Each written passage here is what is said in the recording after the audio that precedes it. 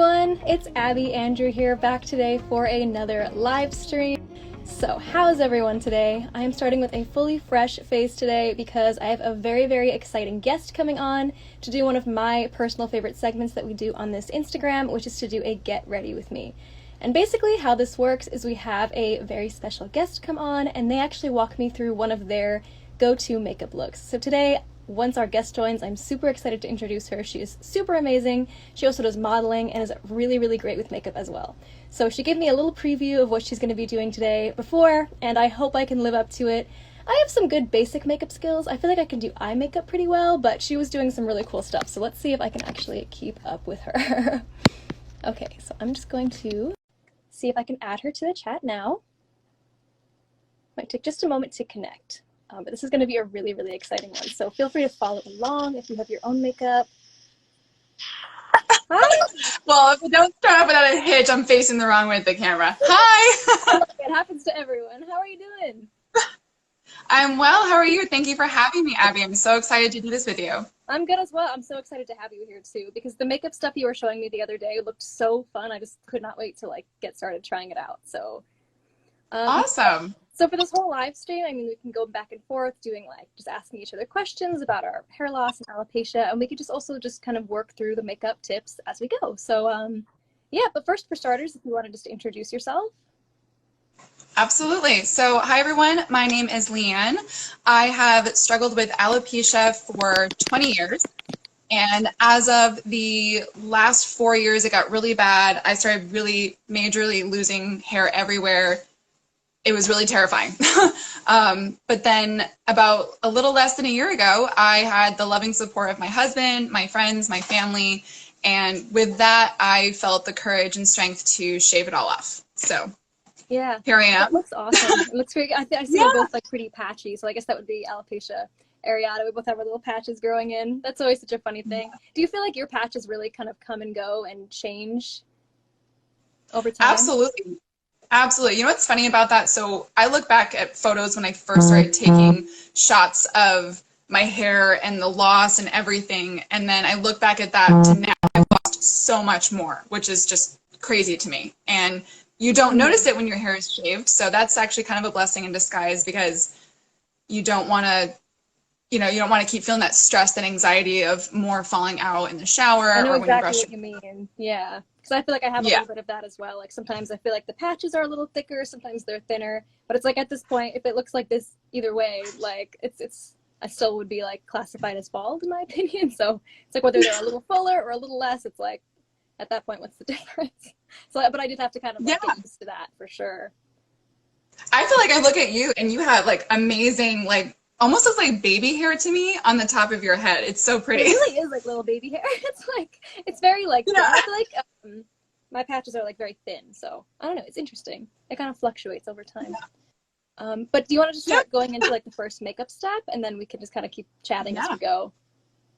Absolutely. So Abby and I, we talked about how to prep for your makeup look, and we're going to go over every little detail. And in between our steps, I'm definitely going to explain to everyone little tips and tricks that I learned through modeling that, help either make your makeup 5 minutes fast, or you can go super elongated and really put time and effort into building on the makeup look. So we're going to find that in between thing, I guess. But biggest prep of the day, before anyone ever starts, you should always exfoliate your skin. You should always hydrate your skin. Moisturizer, serums, all of that is so important to keep your skin from aging. I'm 33 and I don't do Botox. I wouldn't do it, but I haven't. Very ageless. So amazing. Yeah, and that's important. Thank you. So we'll start with skin prep. So I have two different ones here. I have Becca brand, which is great. They're vegan, and I'm all about trying to integrate as much vegan and or cruelty-free products into my skincare and makeup care. So this is one primer, and then I have another company called Touch of Soul. There we go. And this is called Glassy. So I'm going to use this one today. Nice. So are those, you said those were primers, or are those things, what other things? These are primers for your skin. So this is something that you put on before you put on your foundation, and it would be after you wash and cleanse your face and, your normal skincare routine. The other skin prep. Okay, great. So I honestly don't often wear foundation, so I don't really wear primer that often either. I usually just do like basic concealer. So I do have this primer. I don't use it that often, but I will try it out. I have the poreless primer from Tarte. So yeah. Love that brand. That brand is amazing too. I know they're cruelty free. I'm not sure if they're vegan, but again, great brand. So yeah. I definitely try to get, because I am vegan myself, so I definitely try to have all vegan, cruelty-free makeup as well. But I have like some makeup products that are left over from before I was vegan, so it's like, but yeah. Like a lot of the stuff I get is like e.l.f. brand, because I feel like they're nice and cheap and cruelty-free, so I always exactly. Absolutely. I mean, we can't, being vegan, obviously, I admire you for that. My parents did that for a year, and I think it's very healthy, especially for people with our condition, to be as clean inside and outside as possible.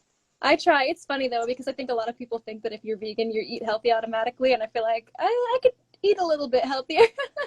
But you know what's terrible? Oreos are vegan. I know, and I eat so many Oreos. So yep. No, one of my really good girlfriends, she was a bridesmaid in my wedding, and she's vegan, and she recently posted eating like the double stuffed Oreos, and I'm like, girl, are you allowed to eat that? I know, everyone's always surprised by that one. It's funny. Yeah. Okay, so you did a great job. I'm always like, as much as you can to draw your skin upwards. We can even maybe someday talk about facial yoga. That's also really important. But we'll go into that's so fascinating to me. I think that stuff is amazing. Yeah, so like you can actually use your hands, or you can use a gua sha, which is that like pretty little stone that you probably have seen all over every single social media platform. Yeah. But if you don't feel like using that, you can just use your hands and, light pressures. But I think the biggest thing, you have to make sure you use a facial oil, not just a moisturizer. But you can use your knuckles, and you can, you hold your skin and you pull up, and that helps, make a stronger jawline. And then you can use your two fingers and, push up this way into your skin. That also helps with your cheeks. So good to know. All kinds of things. Yeah, all of that stuff. And like again, the smaller the finger, the lighter the touch. So you can also do this, and literally look at the difference. It just like pulls the eye up the tiniest bit. That's crazy. I feel like you can't really tell. Yeah. Eyebrows on yet, but. Right, and we'll get into that. We'll talk about your brows. I still have mine, and I still have my lashes. I think I already asked you this before, but are those your natural brows? And do you have lashes as well? Like, what's your situation with that? Yeah, so the only hair loss I've experienced is just on my head, knock on wood, which I'm grateful for, which, some women who experience the complete loss, the totalis or universalis, I forget which one is which, but for those women, I feel that because, they have no eyebrows, no eyelashes, but they also don't have to shave their legs every day, which is kind of a win-win. I know. I feel like I have like the worst of both sometimes. I say that jokingly for sure, but like, it's like I don't have brows or lashes, but I still have to like shave, so... It's like you know what? That's like a lose-lose. I know. It's funny though. I feel bad.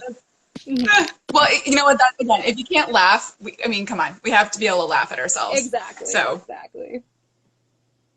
All right, so we have our skin prepped. And again, like you said, Abby, you said you only mostly use concealer, which I admire. Summertime, I almost always just do that as well. I'm going into a full makeup look, so if you feel like you want to just do your concealer, that's totally fine too. No, I'm going to follow what you do because I'm excited to try it out. Honestly, the main reason I don't do foundation is because I feel like that's my weakest makeup point, as I'll try to do it, and I feel like it ends up just looking like patchy or textured. So let's see if I can do it right this time. Well, and honestly, I used to feel like that too. I mean, when I was younger, I definitely did the concealers and stuff like that. So sometimes you can find a brand that actually works better with your skin because of the base, if it's an oil base or, there's a lot of different ones out there. So Tarte, like you said, Tarte's a great brand. I think that sits very well on the skin. So I'm going to use a combination of two today because I'm in this weird in-between with my foundations. And that's also important.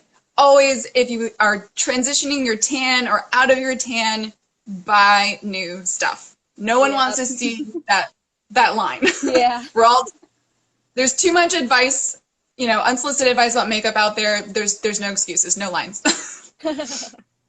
So I'm gonna mix. I have Becca brand, and this is a much lighter color that I was using earlier this year, maybe like June. And then I have a much darker one. This is Urban Decay. This is their 24-hour. This thing stays on like crazy. So it's a good one if you're going to go out or if you're going to a wedding and you really don't want your makeup to sweat off. This is a really great brand. Nice. So what I have here, I have the Too Faced Born This Way, which I don't even want to admit to how old this is. It's only a few years old, but it's a little old. And then I also have this e.l.f. CC cream. So I don't know. Maybe I'll go with the CC cream. I think the CC cream would be really great for you, especially because if you're kind of sort of on the newer side to doing the foundation. So I think that's really important. Because I am mixing, I'm going to use the little crevice on my hand. So I'm going to do, see, like mine actually is kind of old too. Okay, so I'll do a little pump there of the lighter color. I did about like 1.5, and then I'm actually only going to do about a 1/2 pump of the darker. And then just blend it. And then I take that dot it off and just dab everywhere. And less is more, so like obviously I just kind of ran out a little bit on my hand, so I'm just going to do it again. But because you're not mixing, it's very easy for you just to, you know, throw. Take more out of the bottle, yeah. Yeah. The other big thing I see a lot of people do is they touch the bottle to their skin, and you don't want to do that. Is it? Can you get like bacteria and stuff in the bottle? Is that what it is? Absolutely. I mean, granted, you're using your mascara and then putting it back in the bottle, but that's also one of the reasons why you never want to share your mascara with anyone. Doesn't matter if it's your mom, you know, or if you share it, then you immediately you throw it out afterwards. So Abby, awesome job. So yep, we're gonna take our sponge, our blender sponge. I swear this matches my skin tone a lot better once it's blended. Right now it looks like exactly a totally different color. Exactly. No, same with me. So yep. Oh yeah, I'm getting ahead of myself here. Let's see. So when I blend, I usually try to go kind of in and around all different areas to really just start kind of the center part of my face, and then you blend out towards your jawline, up into your scalp. Obviously, like, we're going to do that. Most people don't do that because they have a hairline and you don't want to draw the makeup into there. And also too, I find sorry. Oh, sorry. I was just going to ask about like when you wear wigs, do you find that you wear wigs most of the time when you go out, just some of the time? Like what is like your relationship with wigs and how you wear them? So my relationship with wigs, it's interesting. So obviously I'm completely just open and naked essentially on here with you. And I am on my Instagram, I am on my lives, but I actually haven't gone out in public bald yet. I'm actually very much the same way. It's like sometimes I'll be able to kind of challenge myself and go out without a wig, but the thing that gets me is people staring or asking questions. Like I can actually feel really confident without a wig, but it's like I don't like the attention it draws in sometimes, unfortunately. Right, so you would just do it if you just felt like people were just kind of walking past you, no big deal. Exactly. It's like people either like stare because they've never seen it before. It's just, I get that because it's sometimes like people don't even realize they're doing it. Right, and so I mean, I traveled to New York City for modeling for work, and I feel like there I almost could get away with wearing no wig because no one cares. Like people are just A to B, they're going to work, they've seen all the weird people out there. It's like nothing seems weird in New York City.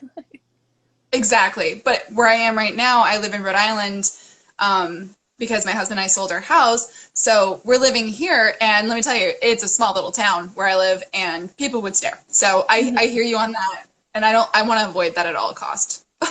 Yeah, it's like I just have to have like the right amount of energy to like have people asking me questions and stuff. Otherwise, I'm just like, okay, I just want to go about right. Like, I just want to go shopping for shoes. I don't want to talk to you about my entire hair loss process. Exactly. Yeah. So, all right. So you did a great job. Your skin looks beautiful. And so our next step is concealer. And obviously that's something that you're a guru with. So I usually use 2 different colors. I have a much lighter one. Yep. And then I have like a medium closer to my skin tone one. And the difference for them, and I'm sure you guys have seen it again on social media, people do all this crazy contouring. We are not going to do that today with the creams. We're going to do that later with powders. So I'm just going to simply only use the light one. And this one's number 1. It's like the lightest. It's almost white. Okay. Mine are all like pretty much the same shade. So they're actually, I actually just bought the other one by mistake, but. That's okay. Well, I mean, whatever the lightest one, I guess, is. You can also lighten with powder too. But okay, great. So you take the wand, and then we're gonna go directly into the corner, and then a little swipe there, and then you're gonna take the excess and go up the eye like that. Okay. And then do the same on the other side. So what we used to do, yep, perfect, Abby. What we used to do is, you know, everyone used to do the crazy triangle, and what people were finding is that it actually collects underneath where your eye creases to smile and do other things with your concealer creasing is like my arch nemesis with makeup, so. Exactly. So this is going to help you avoid that. The other thing I also like to do too, which we can do, I'm going to do it now, but sometimes I do it later depending on how much bronzer I use. But I also use it right on the outside crease of my mouth, because as you age, your face loses collagen and thus it sinks and falls. So this helps kind of bring lightness to that area. Like if you have smile lines or anything like that. Yeah, like what you're doing is amazing. Perfect. So we're going to go back and take our sponge again, and then we're just going to blend. And this lighter color, I also tend to draw some of the excess up into my eye, as well as then you bring it out and then blend out. And you can see too, it already lifted the outer part of my eye quite well.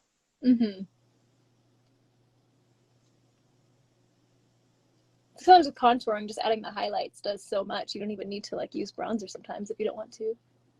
Exactly. Some of these tips that I'm going to be showing everyone is it could be one or the other for a lighter makeup look, or you can do all of it together and create a very glam look. I love a glam look too, so I'm excited for that. Yes. All right. So I'm sure hopefully everyone can see this. I'm much lighter here, and there is no contour here yet. But you can see the difference, the lighter part here and the lighter part of my eye. Same thing on you, Abby. It's beautiful. It draws you up, gives you this beautiful, it's already like a contour without the contour, yeah.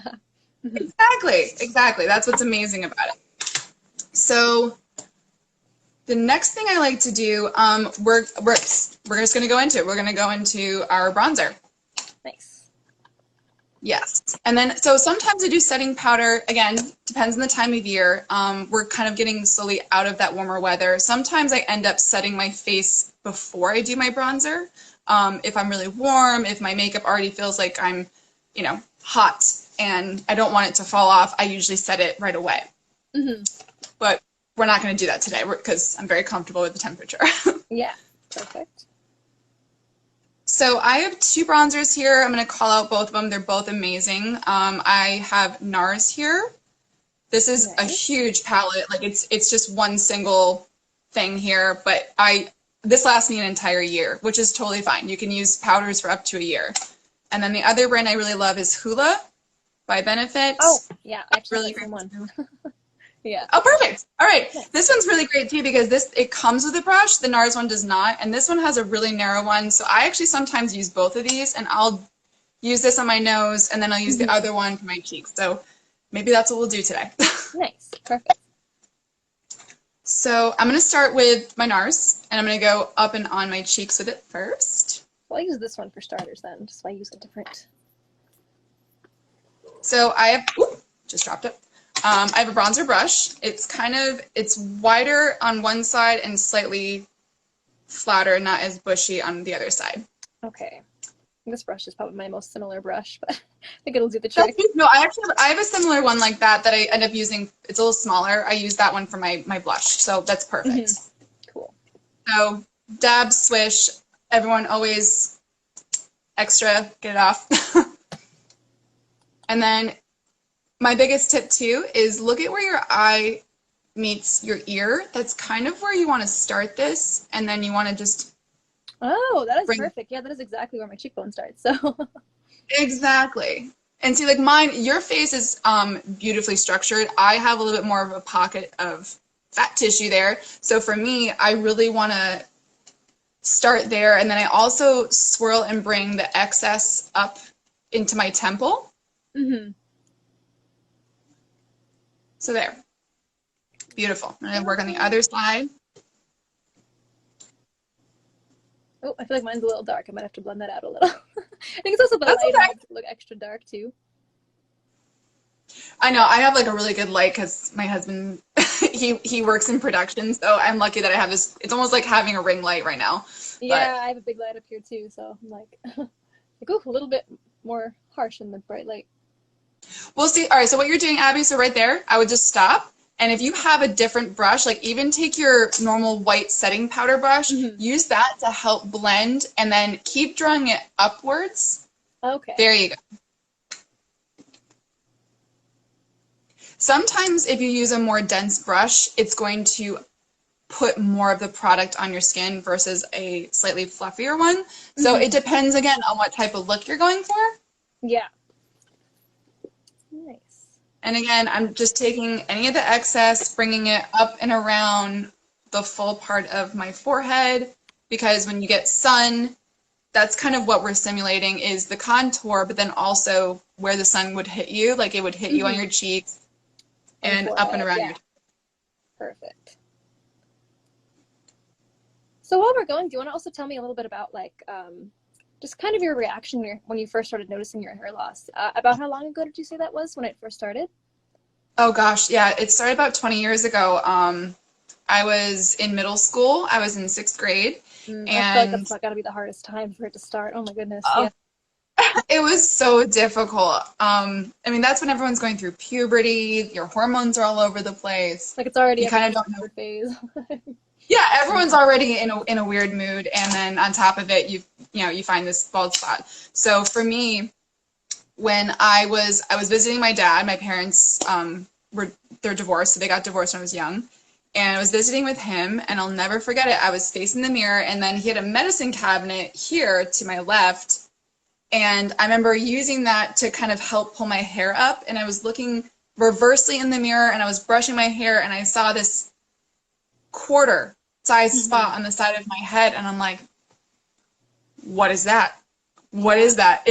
Is that gum? If for anyone who's never had alopecia, if you've never seen a naked piece of skin without a single bit of hair, I mean, people don't even know. You have hair on your knuckles. You have hair everywhere, even on the under part of your arms. Hair everywhere. They're all there for a reason. It all helps you with sensory, right? So to touch your scalp and you're like, there's nothing there. There's absolutely nothing. What is that? Yeah, it was to be so young and have that and just have no idea why. I feel like I'm a little lucky in a sense because I lost my hair when I was about 2, so I don't really remember it falling out. So I didn't really have to have that time of like, oh no, what's happening? I'm losing my hair, because I kind of just like don't remember it happening. So that's kind of like a blessing in disguise too. Honestly, I feel like a lot of women that I talk to that go through hair loss, there's, again, all different types, all different points in our life where that happens. And there is blessings in disguise like that. Like for me, I remember having long, thick hair. I actually used to do hair shows as a model. So to go from doing hair shows and having this long, thick hair to nothing is a big 180. Definitely. Yeah. And for a lot of people, I think hair can be really closely tied with identity. So when that starts to fall out, I think it can be really scary for a lot of people. Yes. And I feel like it, like you said, again, it's a blessing in disguise because it's made me look at myself in a very different way. And it's made me almost healthier mentally because I'm forced to love other parts of myself, not just the good parts. And I think that's really important for a lot of women out there to understand that you are beautiful. You could have the most beautiful hands or great fingernails, or you're tall, or, all these different things. Like if you have nice earlobes, I mean, there's so many small little nuances that we don't notice if there's something like, oh, you have nice, pretty hair. So yeah, I think kind of notice like other nice things about yourself too, which is great. Absolutely. So I'm going to interrupt myself while I'm talking. So I'm actually going to go into the hula. Perfect. And I'm gonna take that cute little teeny tiny brush. This is so helpful And for then nose contouring. yes, I love it. And I love it too because this is a matte bronzer. The other one, the NARS that I was using, is actually a little bit of an iridescence to it. So if you want just contour bronzer, this is a great solution. So I'm going to take that again. Sometimes if this is not really loose, sometimes I dab it on my skin to get any of the excess off. That's a good idea. Yep. Because you can always wash your hands when you're done doing your makeup. So I always end up with makeup all over like this part of my hand. yes, exactly. So we take that and we go right up into our nose, and you're going to just draw it down. And then I'm going to dab for a little extra because I go usually really light at first. But what this is going to do is bring your nose in. And if some people have beautiful noses, you don't have to really worry about doing this. I have like a little round button nose, so I like to narrow it out a little bit. You have a great nose. But yeah, I love doing this little trick. This kind of like brings everything. Like, yeah. So yeah, so you can see like it especially here, you can really see it just makes the nose a little narrow. And again, it's all about drawing the eyes in. Same thing like when you wear black. Draws the eyes in. And again, I like to take the excess and you start to just brush just along, if not below, your jawline. So like maybe just under it, just like down here? Yep, just below. So like you want to go onto your actual neck skin. You want to go just like, that's my bone right there. So I go just along the bone up into my ear a little bit and then bring it down. And what this does, let's see if I can. Yeah, see, it creates a shadow. So when you have a light facing on you, it creates a shadow, which then when I'm sitting forward at someone, you don't have a double chin. Just give that nice jawline. Gorgeous, Abby. Like, yeah, you already have great bone structure. So like just lights and shadows, you know? Yes, exactly. It's all about illusion. Makeup is a fun way to pump up your good qualities and then hide the ones that you don't like about yourself. So exactly. We're going to go now. So now that we have our bronzer, we've kind of contoured a little bit, created some depth to our face. We're going to highlight now. I love have two here. I feel like I have two of everything. I'm giving people options. I have so many options in front of me too. It's perfect. So again, I'm obviously a big fan of Becca because they're vegan. So I have a Becca highlighter. And this is a really, really pretty color. It's like a champagne pink. Ooh, I love that. So yeah, it's absolutely stunning. They have several different colors. That's beautiful. I love that. And then my other one, believe it or not, is an eyeshadow, but I use it also as a highlighter. And this one's more golden yellow. Actually, I think I actually have another similar shade too, so I can probably use both of them. Awesome. Yeah, I'm going to use the more yellowy one because of the eye color that we're going to go with. And I think it'll go really, really well with it. So, nice. Little fluffy brush. Okay. And we're going to dab into it, and we're going to start with our eyes, and then we're going to go into our upper parts of our cheeks, and then down our nose, and then to our mouth. So we're going to do almost like a T. Okay. So, little swirl.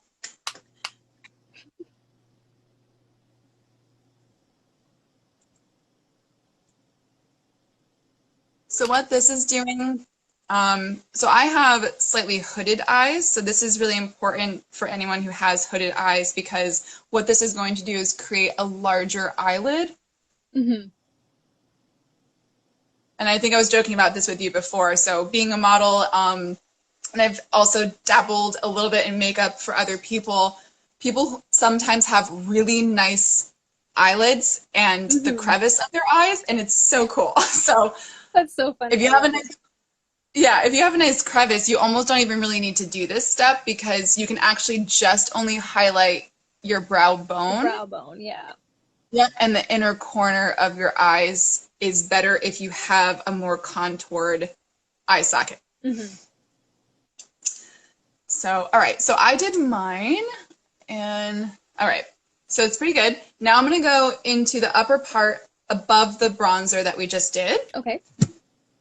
And same thing, swirl around. And very lightly, you're just going to swirl on the very top part of your cheekbone. And what that does, I can't really see it, but it just, again, it's creating light underneath the eyes, which is going to, again, draw the eyes up. Yes.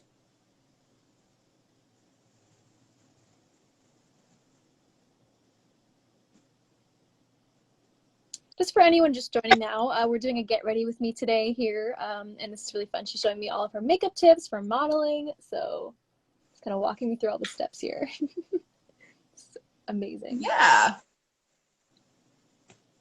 So we just started putting highlighter in and around our eyes, up above the bronzer that we just did, and now we're going to take whatever like little excess you use. You can also just, again, dab one more time. I wouldn't swirl, just like touch the brush to get perfect.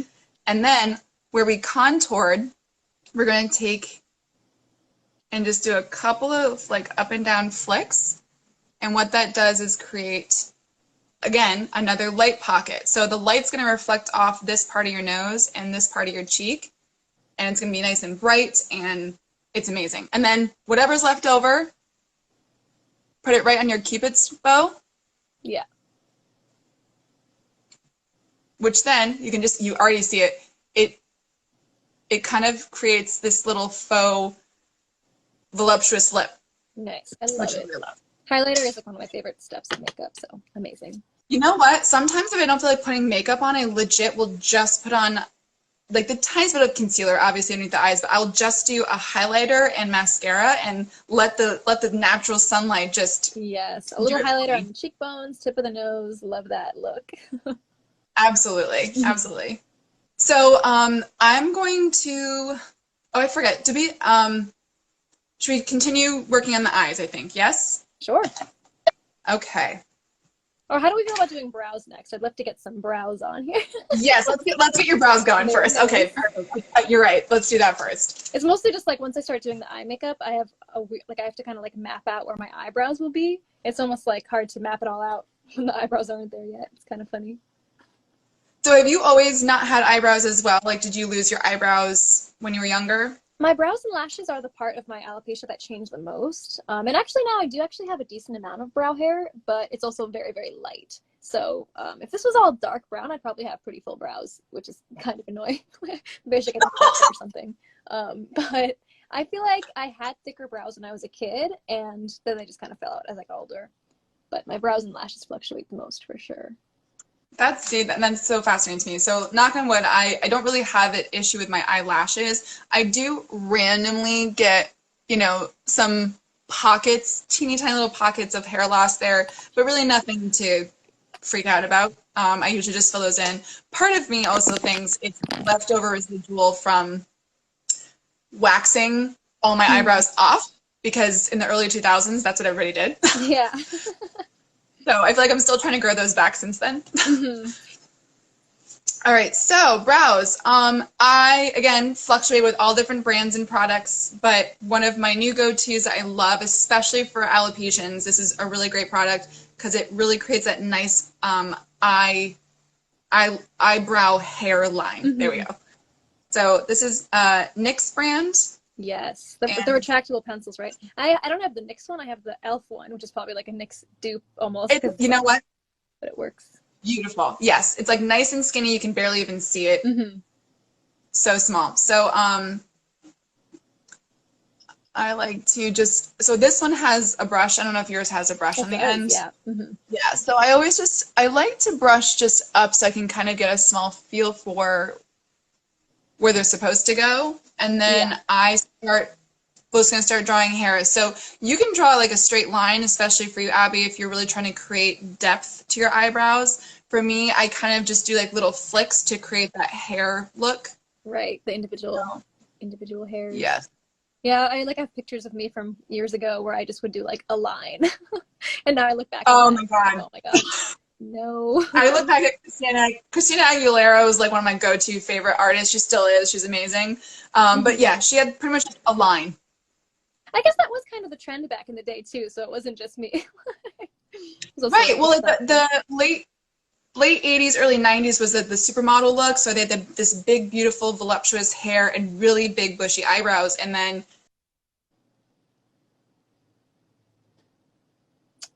I think I'm having connection issues. I think for a moment, on my end, it appears to be lagging. I'll just give it a moment to reconnect, just for a moment. We'll continue to do this eyebrow. I may need to end the connection and restart it because I think I am having some connection issues here.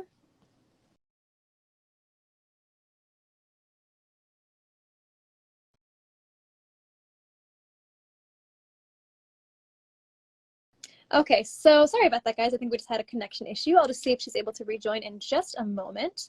In the meantime, I will finish this other brow here because I don't want to continue with half a brow.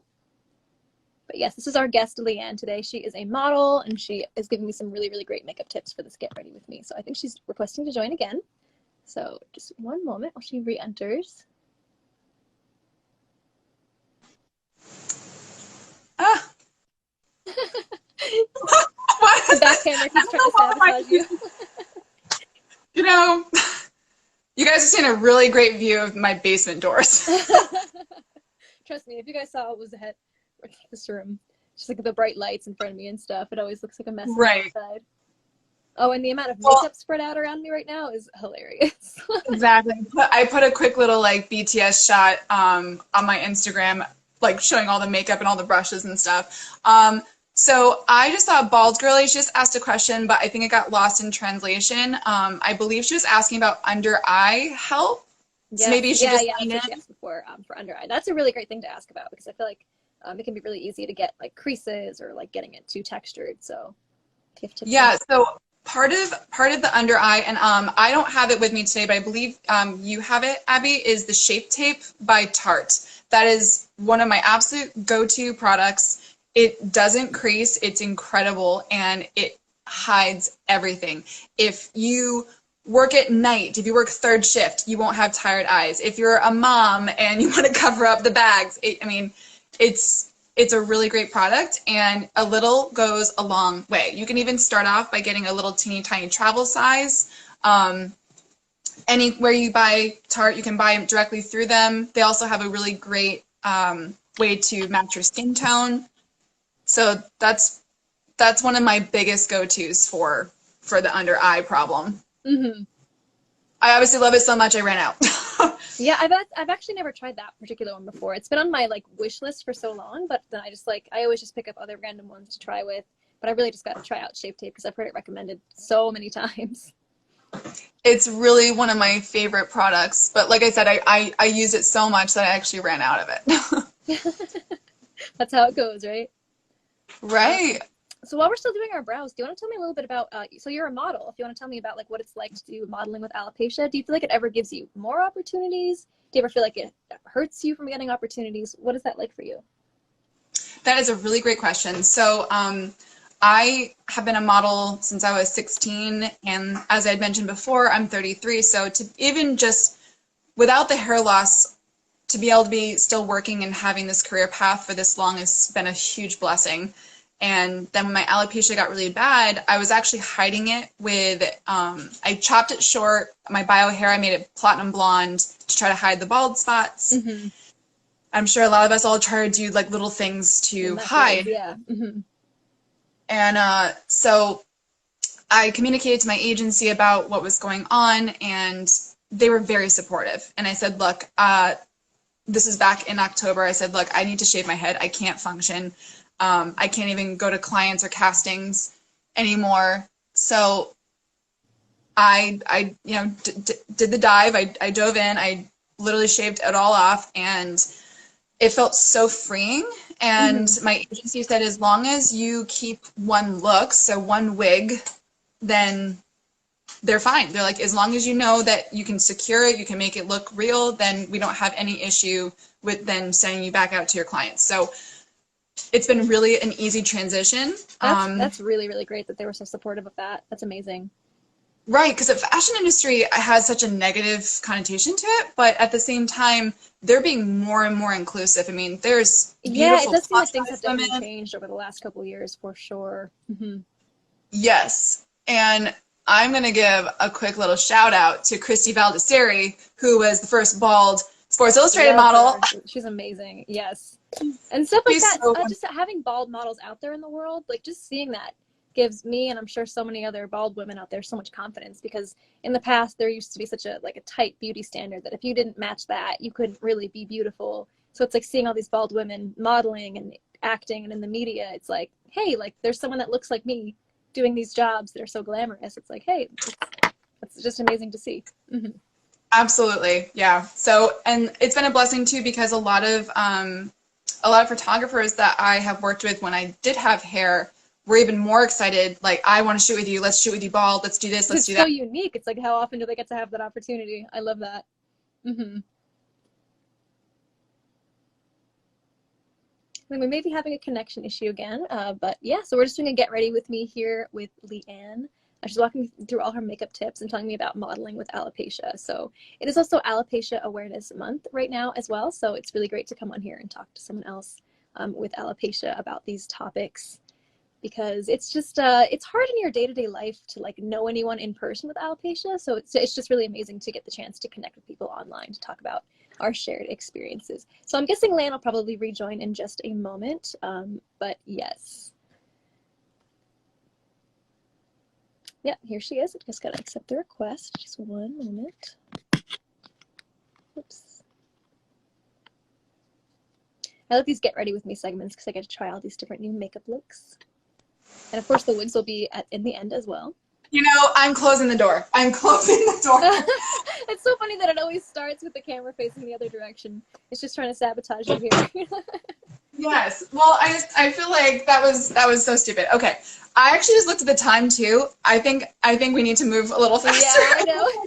It's so hard. So, it's just so fun to talk about all these topics and stuff. But absolutely. Scenario, if we do get to the cutoff time for the live stream, I think we could be able to maybe start another one.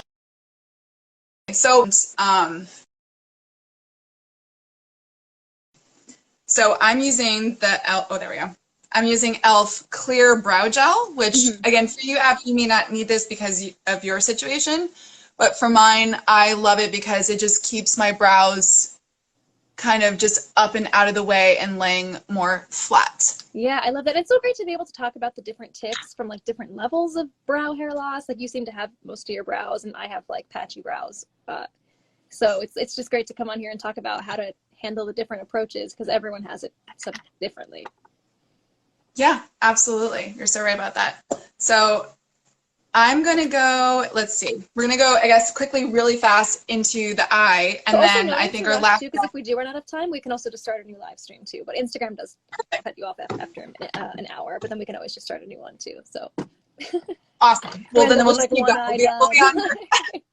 We'll be on here until 2 in the morning. Just rushing through the rest of it. Right? No need to rush too much. We're good. Okay, perfect. So I'm personally going to choose a fun, really iridescent copper, orangey kind of colors for my eye today, because I have lighter eyes. Colors. I think I see some of those colors in this palette too. Those are so fun. You can definitely do something very similar with the colors that you have. Those are gorgeous colors. Yeah. I have a couple palettes around, so between all the palettes, I think I should be able to get good matches. Beautiful. Love that.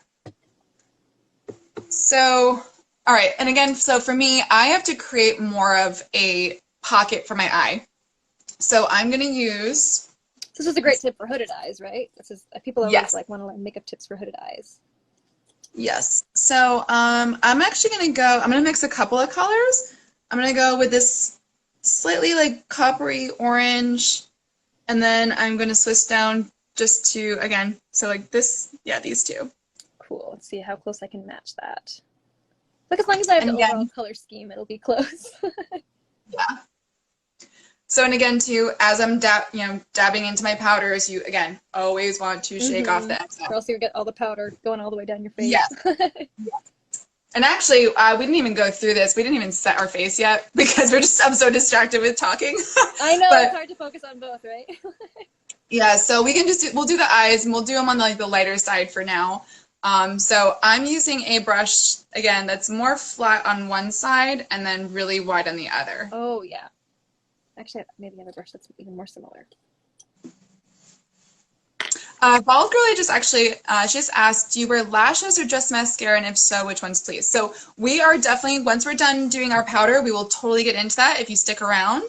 But for the most part, for me, I just wear mascara. And then if I'm going out for like an event, I'll throw on like the big lashes. But And that's something else where we might do two different things, which is also great to talk about, because you said you do have your own lashes, and I don't really have many of my own lashes. So that's a great situation to show like what you can do for either one. So we'll go over that in a little bit. Absolutely. You know what? I apologize. I feel like I need to just quickly, boop, there. I think I might have actually touched my finger to my camera. Got a little on it. Okay. So take our brush, and then I'm going to start actually on the inside of my eye because, again, with hooded eyes, they tend to droop down. So I want to bring everything up. So by doing that, if I do the crease on the inside, and then you slowly bring the excess out, see how that creates... Oh, yeah, it creates your own crease. Right. So I'm going to quickly do the other side. And the biggest piece of advice too with any makeup look is blending. You can do all this crazy makeup, but if you're not blending properly, it's not going to look great and it's going to crease, and you really want to make sure that you're constantly blending. And if you actually, the biggest thing I do, I have one brush that I keep clean while I'm doing my makeup that I actually use exclusively for to blending, blend. right? Yep, so it will mix up all the different colors together if I want it to, or it will actually help remove some of the excess if I don't want it there. Mm-hmm.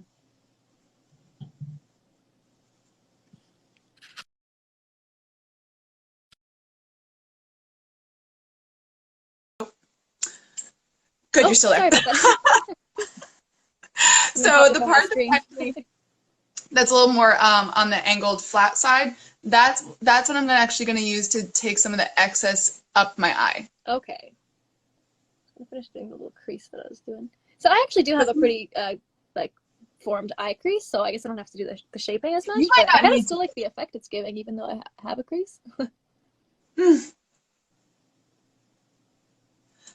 Okay, so I've now created this is not super heavy. This is a slightly more toned down version of maybe like a really bold copper look. Mm-hmm. But the other thing too, I see you keep dabbing into yours. We're both building on what we just started. So you might do one swipe and be like, okay, that's good. The transfer of the color is hitting my eye really well. Then I don't need to do more. But then sometimes I find not all palettes are created equal, and sometimes some transfer really well into your skin, and then other times they don't. So, so I have mine. Yours looks great. The next step, I'm going to take a smaller, slightly fluffy brush, but this is going to be something that I'm going to be using on the outside corners of my eyes to, again, create the eye to come in by using a darker color. Great. I have so many brushes here. I'm trying to get like the best match. Right? I know that I have like endless amount of brushes. Mm-hmm. So I'm going to go, there's some really beautiful darker colors right here. I'm going to go, this one's called Ozone and Impact, but they're really dark browns. And I'm just going to swirl a little bit into both of them. And again, tap off the extra. And I'm going to go on this eye because it's a little easier. Everyone, I don't know about you, but I always have one eye that turns out better than the other because of me being a right-hander. So yeah, I definitely get that. So I'm going to go literally right to where my eye meets my brow bone, like right where I created that faux crease. And I'm going to touch it there and then bring it up and like down into my eyelash line. Now for you, Abby, just obviously be a little bit more on the delicate side for you because my lashes will prevent the brush from going into my eye. Right. But for others, it doesn't necessarily do that, obviously, because you don't have that that barrier, which that's something that's really important to talk about. I mean, so many women who don't have their eyelashes, your barrier is gone. So, Yeah. I mean, when you're taking a shower, I'm sure there's probably water that goes into your eyes all the time, or yeah, it's like, yeah, I guess you don't think about like the functionality of eyelashes until you lose them. And for the most part, I don't think it really makes like too much of a difference. But sometimes, like if it's like a really windy day, you kind of notice more stuff getting in your eyes and stuff. yes, that's something that I feel like, you know, you don't notice unless you don't have them. Mm-hmm. Exactly. So, all right, now I'm going to do the other side. Sometimes it helps if, you know, I see some people, they pull their eyelid up. If you're going to pull and use your hand, use your ring finger because it is one of the most gentle fingers to help pull your eye up. I wear contacts, so when I was younger, I was not very good about being gentle to my eyes. And, you know, when you're touching with your fingers, every single one of these has more of a pressure. So your index finger obviously is one of the strongest fingers, and then it goes down from there. So if you're going to do something, try to use your pinky or ring. Recently, I've been experimenting with like colored contacts, like just for costume looks and stuff. And I feel like I'm so bad at putting them on right now. But yeah, I was trying to put some on the other day, and I feel like I was really like prying my eye open. So good reminder to myself not to do that. Well, and if you're going to, I mean, if you're going to hold your lid up, again, try to use that finger. I used to take my index finger and pull my lid down to pull my contact out. Not healthy. No. No, not good. Okay, so I feel like my light is really blasting this and making it look a lot lighter than it really is, but it feels really dark to me in person. That's how I feel too, is when I look in the mirror, I feel like it's a little darker, and then when I look in the camera, I'm like... It looks nice. Yeah, you're doing great. So I tapped in those two colors again. I'm just going to repeat these two darker colors, and we're going to bring this down our eye line. So, yep. You can totally use that's kind of like a decent match. Beautiful. And that one, that palette, I'm not sure which one it is, but I know that brand does really crazy heavy transfer. So for you, Abby, when you're tapping, I would actually tap it to your skin in addition to flicking off the extra and then adding. Good point. Yeah, because this is a Wet n Wild brand, which is one of like the cheaper ones. Which like sometimes they can have good pigment, but they definitely kind of transfer a little bit more. Yes. So again, I'm using my ring. And then I'm just bringing this slightly down my eye. So we're creating like a coppery, smoky eye with this look. So see, this is when you're building your makeup. So I have my contour, my highlight, and then my eyes. See how it goes from my nose all the way directly up? That's what's really important. So creating a bunch of like parallel lines. Yes. And we're also helping, I mean, not everyone has a symmetrical face, but some of this stuff you can add more to one side to create that symmetry that we all need. Yes. Nice. And then I'm taking the extra that we use underneath our eye, and then for me, because of the hood, I'm actually bringing that up into that faux crease that I created. Woo, my eyes are so blue right now. Really making that color pop. Yes.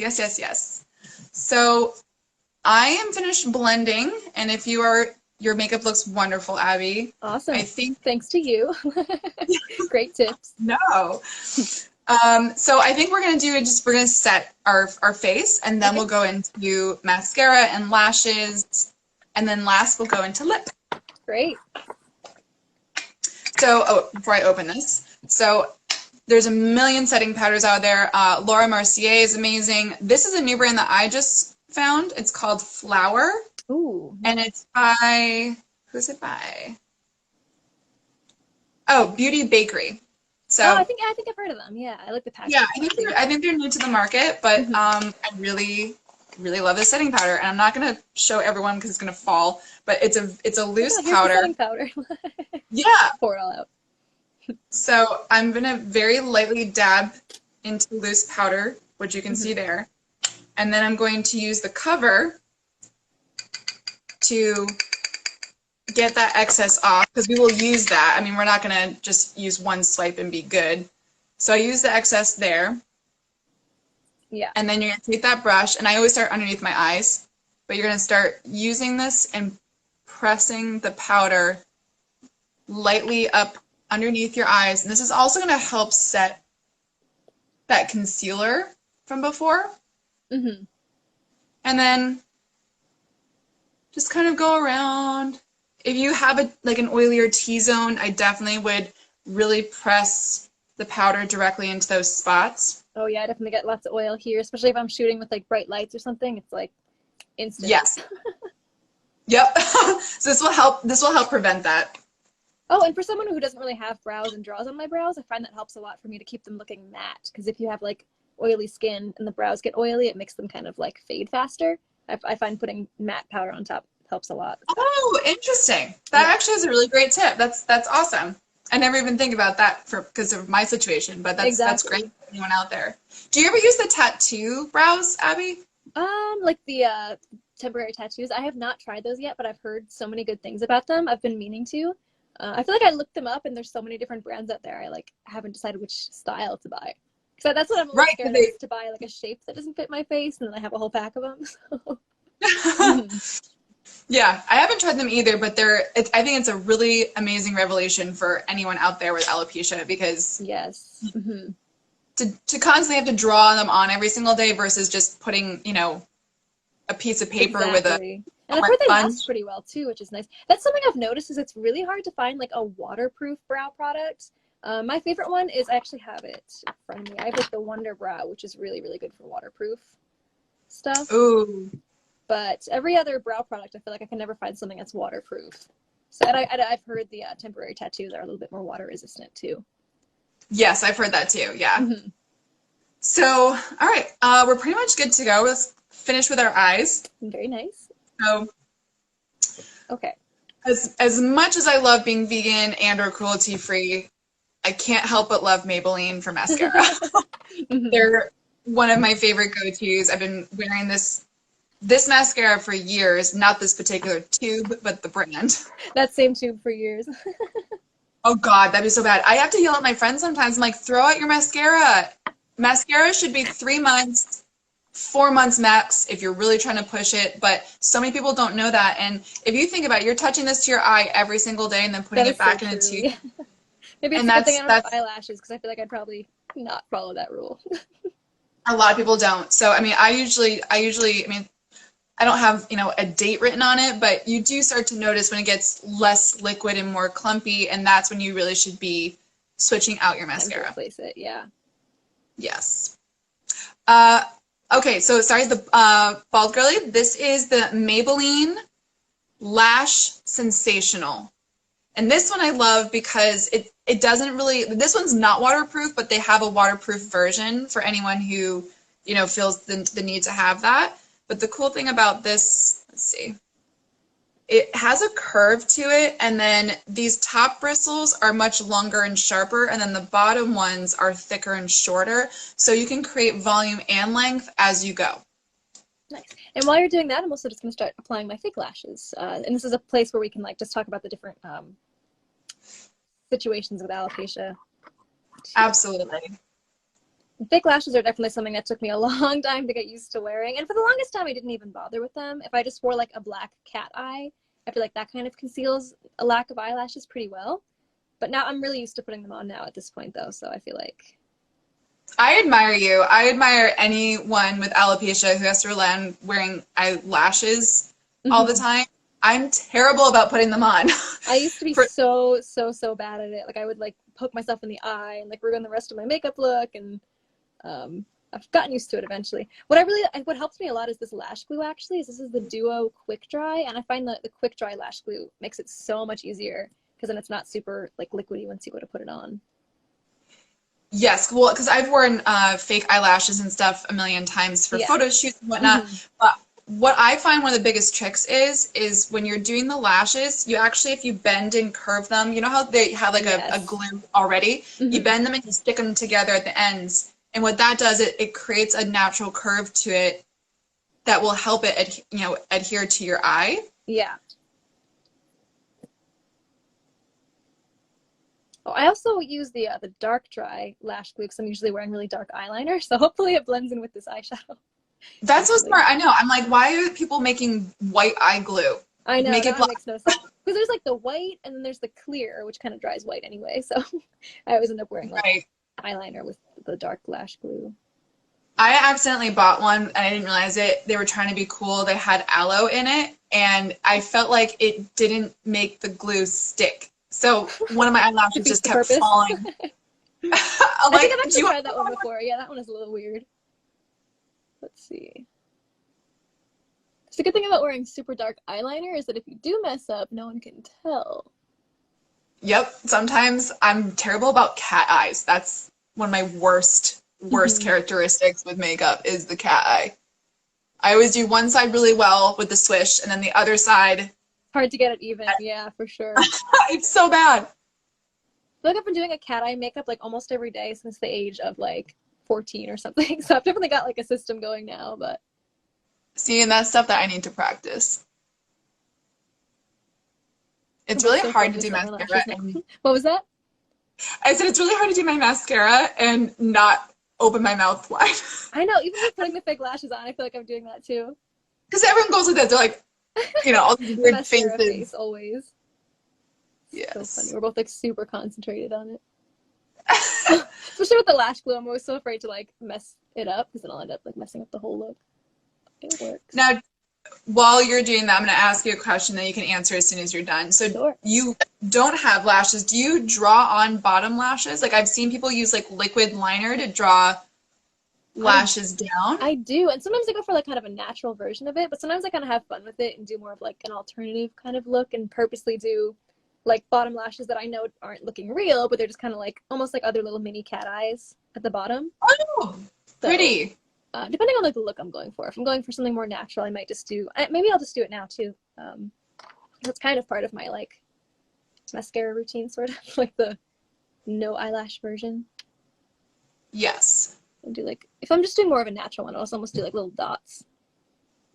Kind of like mix the illusion.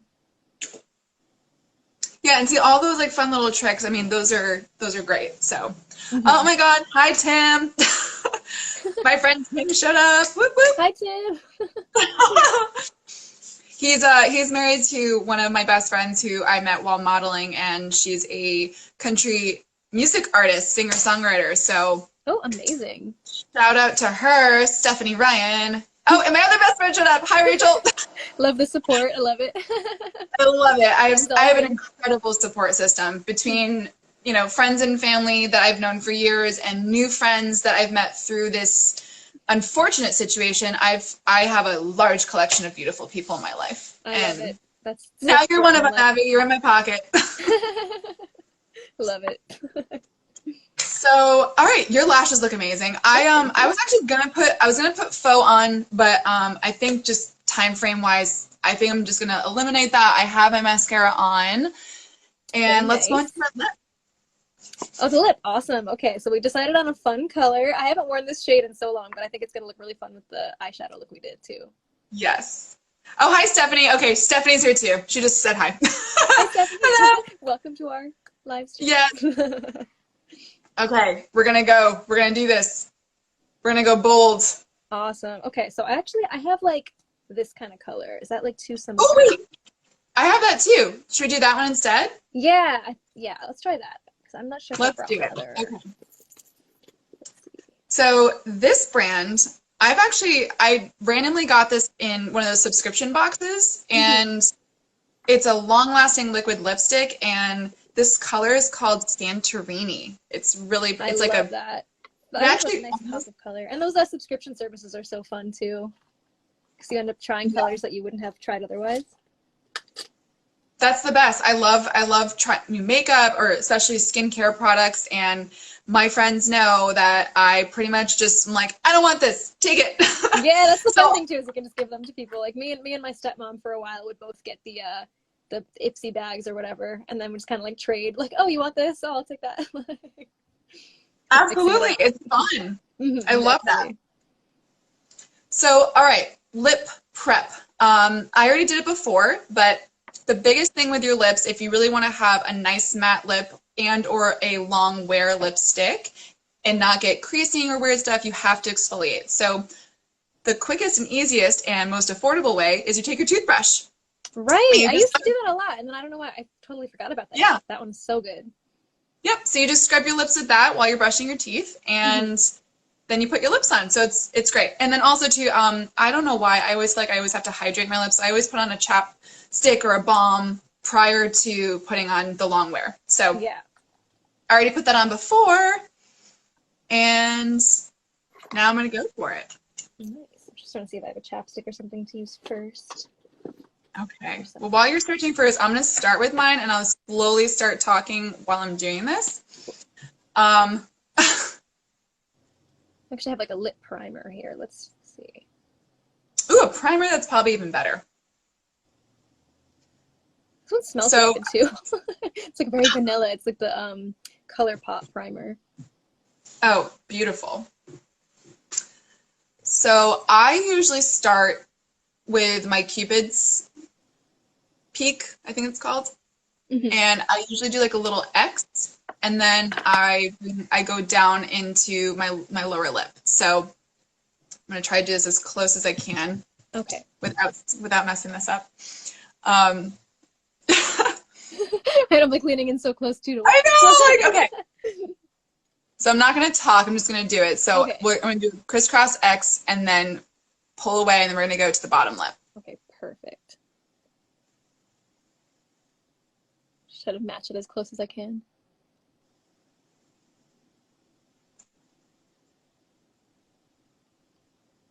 So see? So what I'm doing is I'm creating that larger space, and then the rest of it, beautiful. The rest of it, then you can slowly just swish back and forth and use the excess that's on here, because you don't really want excess crazy lip on the outside. You want it in the center part of your mouth.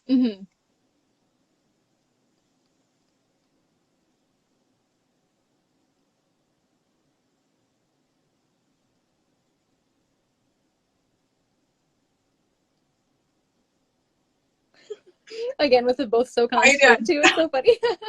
I know. It's like, pause. It's like, okay, we gotta get the lips done. We gotta do this. Especially with such a bright color too. I'm scared to get it like all down my face. Well, so we're gonna talk about a tip and trick to keep it on. You mentioned this before. Okay, yeah. Yes. So I'm gonna go back into my tube and just take a little bit more extra, because I feel like I'm missing a little bit here on one side.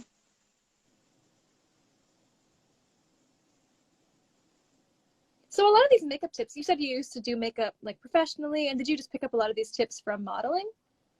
Mostly from modeling, yes. So I very, very small little bit did like one season of makeup and hair for weddings, and I loved it.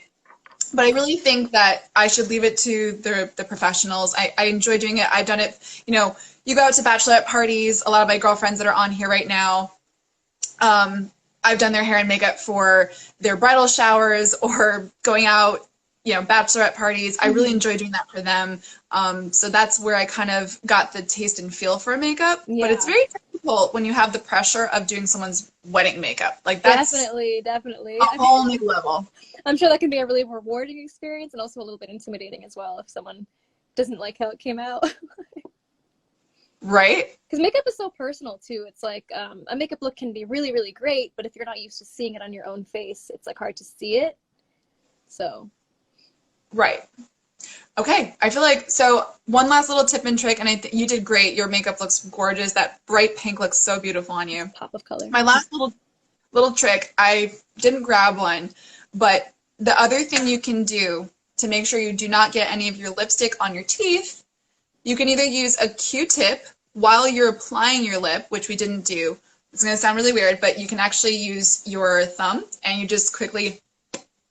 Oh, okay. And what it does is yeah, I know it's a weird thing. I can't believe I just did that on live, but but what it does is it works. It gets all that excess that's slightly on the inside part of your lip. It prevents it from going on your teeth. So there we are. I think we actually did it. We did it one makeup look an entire hour. I love it. No, it's amazing. It's so fun. It's also, and we're also just going back and forth with lots of like little interview questions here and stuff. So this has been such a fun makeup look. So do I want to do final touches, or like, is there anything else you want to do? I think, I mean, I'm very happy with mine, but I also think, now looking back, I feel like my bronzer actually has settled into my skin a little bit. So I'm going to do a little more, especially like on this side. I feel like it's not. I love it. Yeah, I feel like at the end of my makeup look, I always go back and do the touch-ups, especially with my brows, as I feel like when I initially do my brows, they'll look even, but then by the end of the makeup look, I'll notice that one is like way up here and one's like a totally different angle, and I'm like, okay, wait, I gotta fix that. Right. My favorite weird trick for that too is if you're doing your brows with like nothing to base it off of. It's super weird, and I kind of like noticed this by accident, but if I take a selfie with my phone and then look at the picture, it's easier to tell if they're uneven than just looking in the mirror. So that always helps me out. Oh, interesting. I think it's because it flips it, so then you're seeing it from a different perspective, and then you're like, oh, one is like way up here. Yeah, so weird. No, I love that. Oh, thank you, bald girl. She just said we both look stunning. Thank Amazing. you. Thank you. This is so much fun. I love this. So now, do we want to move into the wig portion? Because we have a couple wigs Yes. on the show. Let's and of do course, it. we can both rock the bald head, beautiful both ways, all the time. And I do love, like, whenever I'm rocking the bald head, I like to do more of like a fun, dramatic makeup look, because it just kind of makes me feel more confident. As I'm still getting used to like going out with the shaved head too. So it's fun to do it without, and then fun to also play around with different colors and stuff. So do you want to talk about the wigs that you have? Yes, absolutely. So, you guys sent me 3 amazing wigs, and I'm just gonna start off. These have great storage ability. Like if you don't want to, you know, put your wig, I have a wig stand. Not everybody has that, but I like the size of this box, kind of like a shoebox. So yeah, it's very convenient for storage. Very convenient. Yes. So we're gonna go with the first one that I think matches our look, and I'm so excited about this. This is the Lavish Waves in Dusty Rose. Ooh, okay, so I have a Lavish Waves in a different color, and I have a Breezy Waves in Dusty Rose. So I think I'm actually going to go with the one that matches the color, because I feel like the color is a fun part. Perfect. And this is my first time putting this on. I am so excited. Oh, I'm so excited. Okay. That color is so amazing, the Dusty Rose. Yeah. This is unbelievable. So this is really long too. My goodness. Yes, Lavish Waves is such a fun, gorgeous long one. Yes. Well, and the best part too, because these are high-end synthetics, I feel like you can really get that nice long length that you're like that you crave. Oh my God, it just keeps going. I'm like, wait. I know, wait. right? It's amazing. Where's the end? There it is. So this is also beautiful, the inside cap construction, and it has the lace right on the edge, which I also really love. So yes, that's the lace part with the lace front. So you get the natural looking hairline, and then it kind of extends to the part as well, so that also looks natural. Yeah. So I'm also just gonna quickly just adjust, and actually I probably should just take these tags off too really quickly. I didn't realize. No, Someone you know asked what? about prices. So René of Paris is actually like we supply to wig stores who set their own prices. So you could always research the wigs. You can use our store locator on reneofparis.com to find a store near you or one that ships to your area. But I will say that these are from the Muse collection, which is one of the more affordable collections as well. So they're really fun, both for people with hair loss and with alopecia, and they're also just great for like fun wigs too, because they're such fun colors and fun styles. Yes.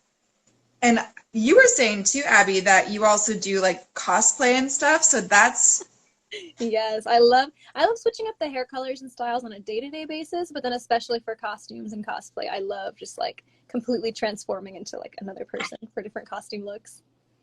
That's amazing. I love that. Okay, sorry, that took me a second. So I'm gonna throw this on.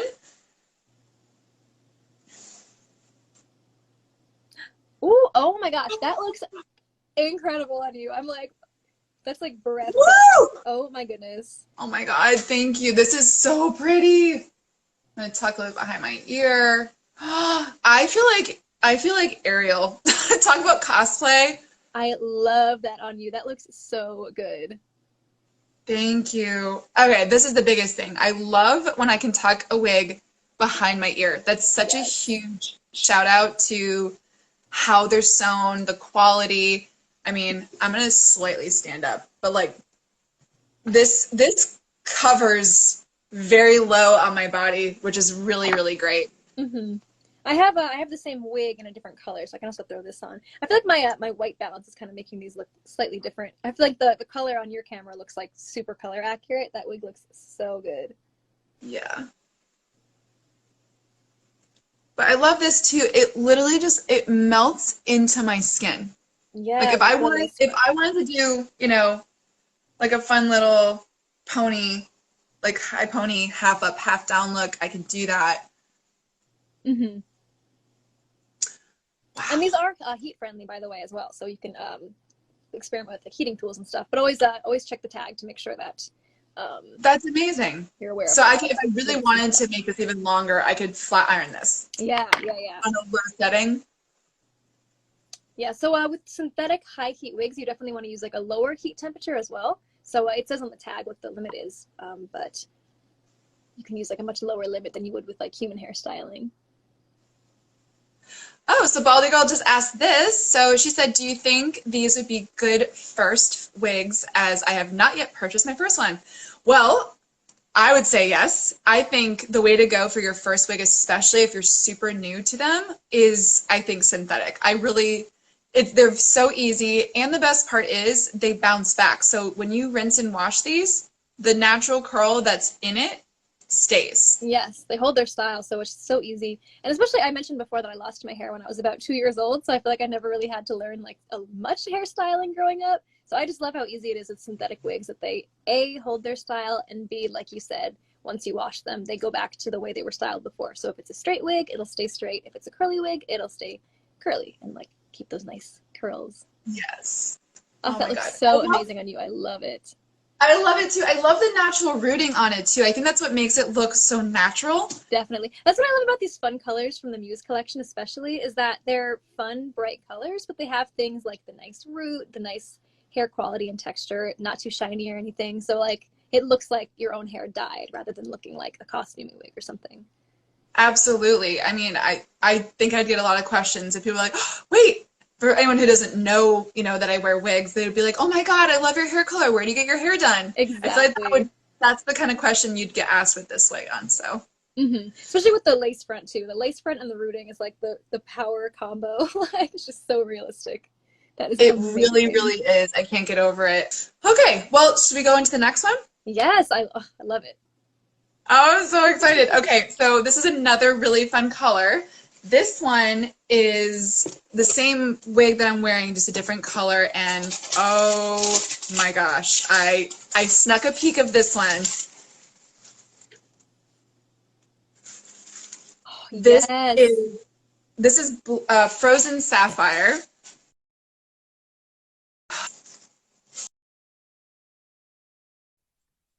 I could do some cool like costume stuff with this, or I don't know if anyone's a Game of Thrones fan out there, but I feel like I could be a White Walker with this type of hair. Mm-hmm. Oh my gosh, yeah, I love it. That would be so perfect, like a pretty version of a White Walker. Yes. You know what? Let's talk about that. I think, A, this company is so affordable, but B, if you want to change your look up for Halloween and you don't want to buy one of those really just terrible, terrible wigs that you get at the costume store, I really think that if you want to go like crazy on your costume, these wigs, this whole collection with the colors is a go. Like, yes, go, for do sure. it, run. And like I was saying before, the Muse collection is slightly on the more like affordable side as well too. So they are fun to get as like, let's say you do have alopecia and you want to get like one wig to be your go-to wig, and then one of these to have like as a fun wig, either for costumes or just dressing up. It's a great option to do that as well. Yeah. I'm nervous. So yeah, oh my gosh, I'm so excited to see this on you. The fun colors are just so much fun. You're gonna need like a little drum roll. Ooh, okay. That is amazing. Woo! Wait, where's my part? Hold on. Play with the styling a little bit. Oh, that looks so. Oh wow! I feel like the style also looks amazing on you, like with the curl. Oh my goodness. I cannot right now. This is fabulous. I love that. I love how the root is almost like a dark blue, sort of. So it's like, yeah, really, really fun color. It's so fun. I cannot wait to wear this out. Yes, and I love how you have it parted like slightly to the side instead of in the middle for this one. That looks so good. Just kind of like brushed over a little bit more. Yes, I actually didn't grab a hairbrush, which probably would have been smart to do, but yeah. Yeah, that's always good with a new wig. I will mention a wide tooth comb. Where is my comb? I don't have it in front of me. Oh yes, I do. I have so many makeup things on my table right now. It's hard to like find what I'm looking for. But this wide tooth comb from René of Paris is like super helpful in my opinion for like the really curly styles because you can just like very gently comb through them, which is very helpful for the curls. Yes. I love that. So I have a similar color. It's not the same, but I felt like I kind of like want to keep trying to match you. But this is Polar Sky, which is also from the Muse collection. You know what? I was looking at that one too, but there's something about. Oh wow! Look at this. The lace front, lace part. That is like so amazing. It really looks like it's growing right out of your own hair. It really does. I can't wait to wear this out and maybe do like a little, like a little hair clip or something right here. Ooh, I love that. I always love like trying different hair clips and things. And for anyone that's curious, with wigs, you don't have to use any sort of special hair clip. You can just use regular hair clips. So I think a lot of people ask that sometimes. This is so fun. I love that we're just like playing dress up over here. Okay, now Yeah. I'm gonna try to keep up. You got the blue hair. I have to get my blue hair on. I love that I'm in a one costume because I have like the blue shirt with the blue hair, but it's kind of a look too. It's perfect. Actually, if you did that one with your the blue hair and your blue shirt, and then I put my strawberry one back on because it matches my shirt. It's like perfect. Trying to think of like different characters that wear all one color, but like just like anime characters or something. I love it. Oh, I'm so into this. This is so pretty. Yes, it looks so okay. good. So I have one more. Yes, I have one more. Now someone asked, do you use the wig directly on your scalp or do you use a wig cap on a daily basis? So you can answer it for yourself and I'll answer for myself too. I personally don't find the need to wear a wig cap. They're very comfortable on my head. I feel secure without a wig cap. They don't feel like they're slipping or anything, but that is definitely up to personal preference. So what do you tend to do? So I agree. My preference sometimes changes by the season. Like if it's summertime, it's really hot. I don't want to wear extra additional things on my head. And these wigs are so breathable and nice. I mean, I can quickly show the inside again to everybody, but there's so much adjustability there. And the bottom here is like this nice soft felt, I guess, would you consider it? Yeah, and then that's a good way to describe it. Mm-hmm. Yeah, and it has like a really nice soft, same material around the ears, so it's very comfortable to wear. And then you can see all the wefts. Yeah, so it's very breathable with the open wefts, and then it's just very soft and comfortable. So I always find it comfortable to wear directly on my head. I do too. And then also, I don't know about you, Abby, but I actually am a petite and/or size small wig wearer. So for me, if I'm buying an average wig from a company, if I don't have the customization ability, then sometimes I do rely on the wig grip. But with these, I don't have to. They're very, very comfortable. Very nice. So that's awesome. Exciting. Okay, last one. This one is Midnight Stone, and this is in Chic Waves. Yes. The color of this one is crazy. So I love all these colors. My natural, well, not really natural, but my hair color before I shaved it, my bio hair off, was platinum blonde. So for me to go with something really dark like this is really exciting and fun to be able to, change that out. Mm-hmm. That is always the fun of wigs too, is you can try a different hair color and you don't have to like commit to it. You can wear it one day, not wear it the next. Right. So before I put this one on, I just want to show everyone, this one's a little bit of a different construction. This has Velcro. Nice, nice. So again, same thing. I'm just going to adjust it a little bit for my head. Oh gosh, are you guys ready for this one? I'm so excited. So it's like that first reveal, little drum right? roll. Oh, that short length also looks so amazing. I love that. Oh my God. Okay. Well, this is a perfect example. Not all wigs come out of the box looking as gorgeous, but this one I would have to probably just tweak a little bit. I love that. Yeah, and again, if you kind of shake it out, it kind of like the style, it kind of adjusts to your head as well. And because these are heat friendly too, you can like adjust the curls to your liking.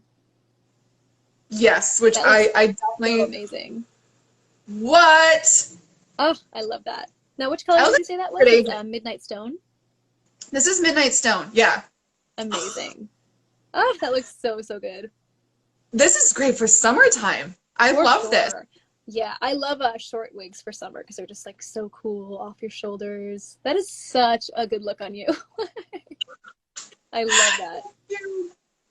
I'm into it. I don't. Well, okay, so I don't know if this was originally an anime cartoon, but do you remember Aeon Flux? I'm not sure I'm familiar with it. Well, Charlize Theron played the character in the movie. I don't remember if it's an actual like anime thing, but it reminds me of her haircut.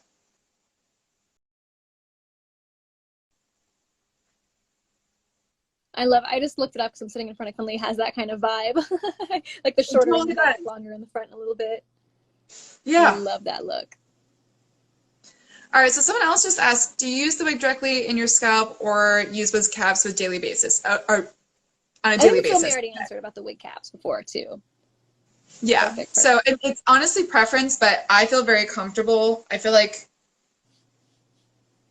this is gonna stay secure. Like, yeah, definitely. For me too, I could do like literal cartwheels and it doesn't fall off. Like, yes, wouldn't necessarily recommend this, but I've like ridden roller coasters with them on. Yes. So.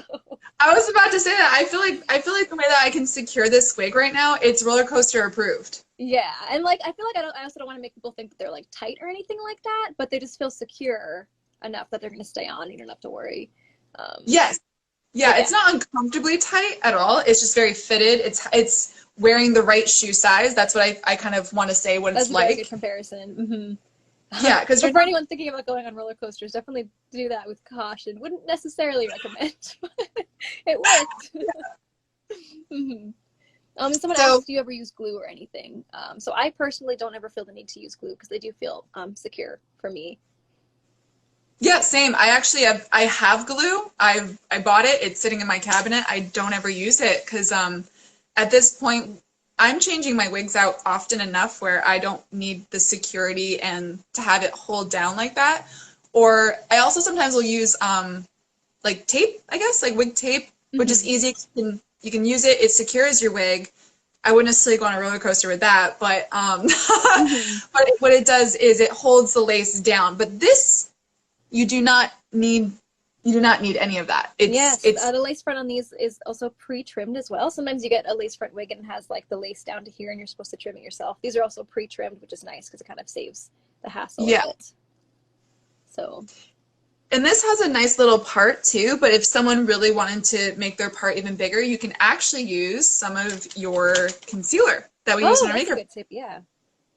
So I'm not going to do it right now, but you can just take a little angle brush and you would open up this and then you would just take a little swipe and then just dab into the part, and that would actually make the part look even more natural. But I don't even find that necessary personally.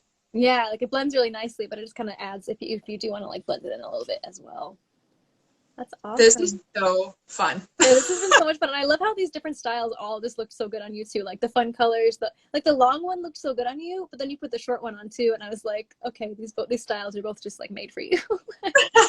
Thank you. Thank you. Yeah, it's really fun, and again, the two brighter colors, obviously. So this is Midnight Stone. It's really this dark, almost. It's not black. I'm not sure if it's transferring that way in the camera, but it's a dark, really dark gray, like a granite. And it looks so good. It's like a high fashion gray. It's so nice. Yeah.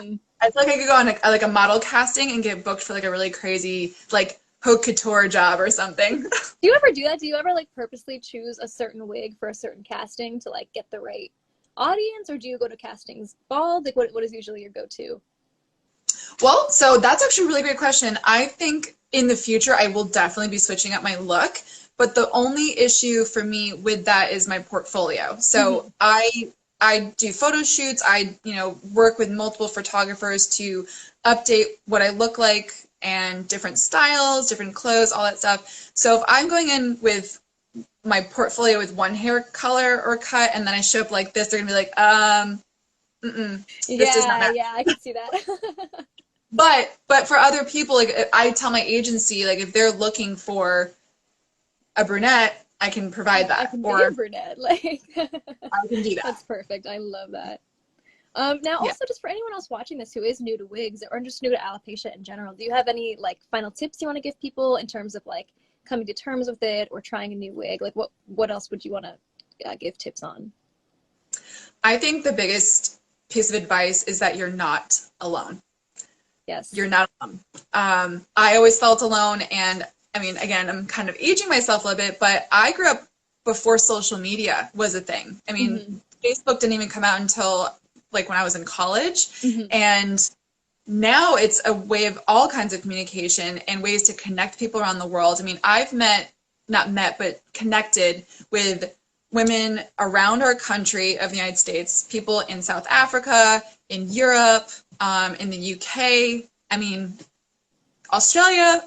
So without social media, I don't think I would be here now how I am with the confidence that I have. So that's my biggest piece, is that you're not alone. Reach out, talk to people, DM me. I mean, if you need to talk to someone, Abby, obviously you're incredibly open as well. We're both here for anyone who needs advice or help and choosing a wig. I love that. Yeah, all of the above, all the different tips. So yeah, both of our DMs are always open. Like my personal Instagram is abbyandrew.yt. You can always also message the René of Paris account with any questions. Yes. Yeah, just in terms of coming to terms with having alopecia, trying different wig colors. What you said about social media is such an important detail too, is because I always felt very alone before realizing there was such a huge alopecia community on like Instagram, Facebook. There's YouTube videos people make, even TikTok now. I'm seeing a lot of people on there, and it's just. Well, I just started my TikTok too. So yes. What is your username on TikTok? So it's essentially the same as my Instagram. It's just Leanne with an underscore Boyko, Boyko. So you guys can check me out there. I'm gonna start posting a lot more bald is bold type stuff out there, and more wig stuff, and help people feel comfortable. Yes. Or very uncomfortable. If you can't handle a bald girl, you can't handle anything. Exactly. It was just so great to have you as a guest here, since we both have alopecia, just to like talk about our different experiences. And thank you so much for this makeup look you showed me. I'm loving how this came out. Thank you, Abby. And thank you for having me. Thank you, René of Paris, for these 3 gorgeous wigs. I cannot wait to start experimenting with them, outfits, different lips, everything. I'm so excited to be playing around with all these gorgeous. I'm so excited to see all the pictures you're going to be posting. This is going to be so amazing. I love it. Absolutely. Awesome. So do you have any like closing words you want to say or anything like that? Well, my closing words, again, just want to say thank you to you. Thank you to René of Paris. Thank you to everyone who showed up for this live, because I'm new to all this. So this is a really fun experience, and I wish everyone well. And again, if you ever need any advice, you can reach out to any 3 of us, René of Paris, myself, or Abby. So awesome. Amazing. Thank you again so much. This has been so much fun. And to anyone else watching, have an amazing weekend too. Yes, that's right. It's Friday. Right? Yes. We can now go out with our fun makeup looks and stuff. So that's exactly what I'm going to go do. All right, perfect. Thank you so much. I will talk to you soon. Stay in touch. Send me pics of your new wigs. And yeah. I will. Thank you. Thanks. Bye. Bye.